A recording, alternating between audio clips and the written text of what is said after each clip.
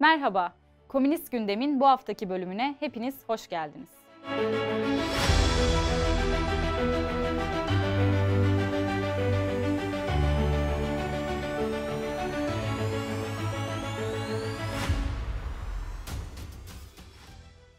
TKP işçi temsilcileri toplandı.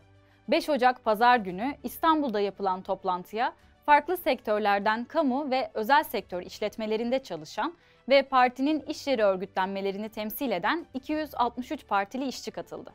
TKP işçi temsilcileri gün boyu süren toplantıda partinin iş yeri örgütlenmelerini ve bu doğrultuda kurulan iş yeri birimlerini, patronların ensesindeyiz haberleşme, mücadele ve dayanışma ağının rolünü, halen devam eden grev ve direnişlerin başarıya ulaşabilmesi için yapılacakları, partide işçi kadroların yaratılması için kurulan İşçi Akademisi'ni, işçi kadınların kadın dayanışma komiteleri aracılığıyla parti siyasetiyle buluşmasını ve sendikal alandaki durumu tartıştı. Toplantıda ayrıca TKP'nin 1 Mayıs'a kadar sürecek örgütlenme çalışmaları da ele alındı. İşçi temsilcileri toplantısının sonuçları yayınlanan bir sonuç bildirgesiyle kamuoyuyla paylaşıldı. Sonuç bildirgesine parti sitemizden ulaşabilirsiniz. TKP'nin sesi Ocak sayısı "Sadaka değil, savaş ganimeti değil, memleketi istiyoruz" manşetiyle çıktı. TKP Genel Sekreteri Kemal Okuyan'la yapılan "Emekçiler için yeni felaket, yeni Osmanlı" söyleşisinin yanı sıra partinin "İşçi olmaktan utanmayın" bildirisi gazetede ele alınan konular arasında. Gazete sayfalarından bazı başlıklarsa şöyle: Sermayenin Suriye seferi.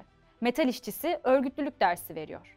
İşçi kadınlar anlatıyor. Bu ülkeyi işçiler yönetse nasıl olur? TKP'nin sesinin yeni sayısını edinmek için ilçe örgütlerini veya semt evlerini ziyaret edebilirsiniz.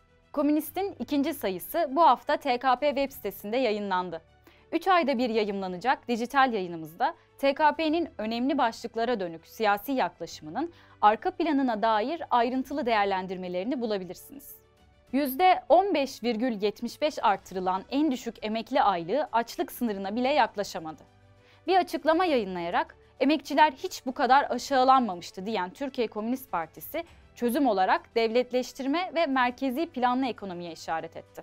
Küba devrimi 1 Ocak'ta 66. yaşına bastı. Devrimin yıl dönümünde bir açıklama yayınlayan TKP, mücadeleci Küba halkının devrimini şu sözlerle kutladı: Küba halkının ve onun öncü gücü Küba Komünist Partisi'nin süregiden devrim mücadelesinde Türkiye Komünist Partisi'nin safı belli.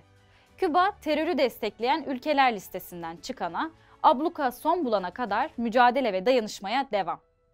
Ayrıca TKP Ayrancı, Doğukent ve Pınartepe semtevleri Jose Marti Küba Dostluk Derneği ile birlikte etkinlikler düzenleyerek Küba dostlarıyla bir araya geldi. Küba Ankara Büyükelçiliğinden de konuşmacıların bulunduğu etkinliklerde Küba devriminin 66 yıldır süren direnişi ve başarılarının Küba halkı ve tüm dünya halkları için anlamı konuşuldu.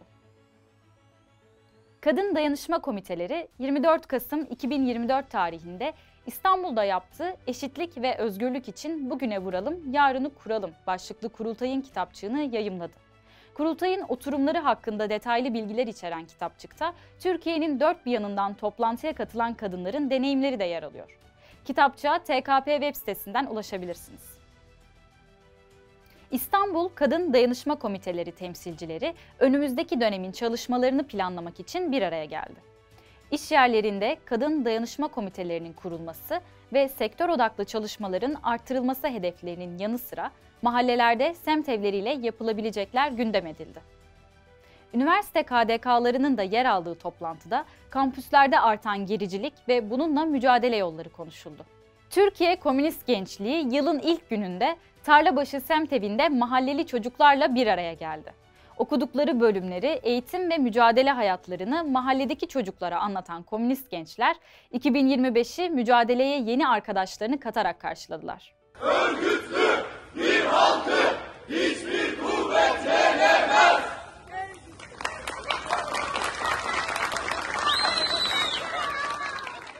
Yaklaşık 3 aydır maaş alamayan ve patron tarafından ücretsiz izne zorlanan Sanikey seramik işçileri fabrika önünde bekleme eylemine geçti.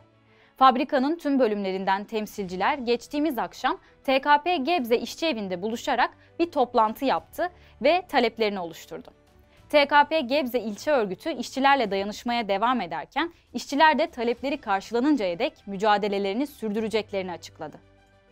Sefalet ücreti istemiyoruz. TKP Gebze İlçe Örgütü yasaklara rağmen grevlerine devam eden Grid Solutions ve Kocaeli Çayırova'daki Green Transfo enerji işçilerine grev ateşinin başında omuz vermeyi sürdürüyor. Yaşasın sınıf dayanışması. TKP Bandırma İlçe Örgütü yılın ilk gününde Aritaş Kriyojenik Fabrikası işçilerini ziyaret etti. Toplu iş sözleşmesinde yaşanan anlaşmazlık sonucu grev kararı alan ve grev yasaklamalarına rağmen 19 Aralık'ta %100 katılımla greve çıkan işçiler mücadelelerini umutla ve kararlılıkla sürdürüyor. Yazılama yayınlarından çıkan ve TKP tarihini konu alan Parti Tarihi kitabının ilk cildi Eskişehir Bağlar Semtevi'nde düzenlenen kitap okuma atölyesinin konusu oldu. İlginin yüksek olduğu atölyede katılımcılar parti tarihine dair bilgi edinmenin yanı sıra komünistler tarihi nasıl okur sorusuna yanıt arayacaklar. İzmir Büyükşehir Belediyesi'ne bağlı İzenerji ve İzelman'da çalışan 6.000'in üzerinde işçi, maaşlarının geç ödenmesi ve alacakları nedeniyle hakkımız olanı istiyoruz diyerek iş bıraktı. Eylemlere destek veren Türkiye Komünist Partisi İzmir İl Örgütü konuyla ilgili açıklamasında AKP'li Cumhurbaşkanı Erdoğan'ın AKP tarafından yönetilmeyen yerel yönetimleri daha kararlı bir şekilde silkeleme talimatı verdiğini hatırlattı. Bu hukuksuz uygulamaya karşı çıkılması gerektiği belirtilirken muhalefetin piyasacılığa teslim olduğu, emekçi düşmanlığında AKP ile yarıştığı vurgulandı. İzmir Büyükşehir Belediyesi'ne bağlı tuvalet ve bebek bakım merkezlerinin temizliğini ve bakımını yapan taşeron işçiler, "Taşerona hayır, güvenceli iş istiyoruz" diyerek başlattıkları eylemlerine kararlılıkla devam ediyor. Türkiye Komünist Partisi İzmir İl Örgütü, İzmir Büyükşehir Belediye Başkanı Cemil Tugay tarafından "Burada oturmaya devam ederseniz o şirkette de çalışamazsınız" diyerek tehdit edilen işçileri ziyaret etti. O paralar, o belediyenin zenginlikleri önce belediyede yurttaşlar için hizmet sunan işçilerin hakkıdır.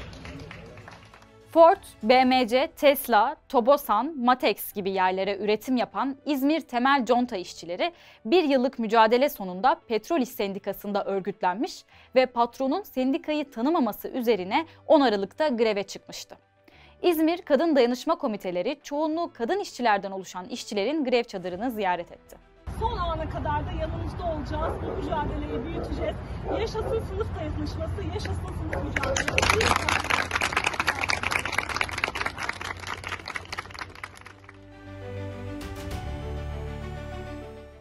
Türkiye Komünist Partisi 2025'e girerken bir mesaj yayınlayarak taraf ol çağrısını yinelemişti.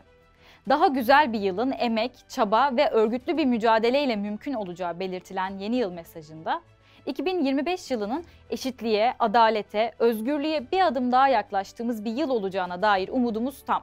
İşçi sınıfımıza güveniyoruz, partimize de ifadeleri yer almıştı.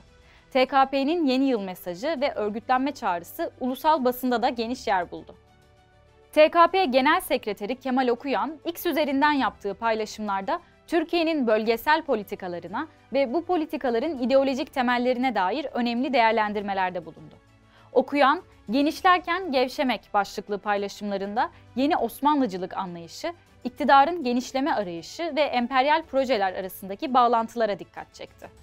Okuyan'ın iktidarın bölgesel güç olma hedeflerinin arkasında hem kapitalist çıkarların hem de ideolojik referansların birleştiğine dikkat çektiği paylaşımları yayın organlarında haberleştirildi.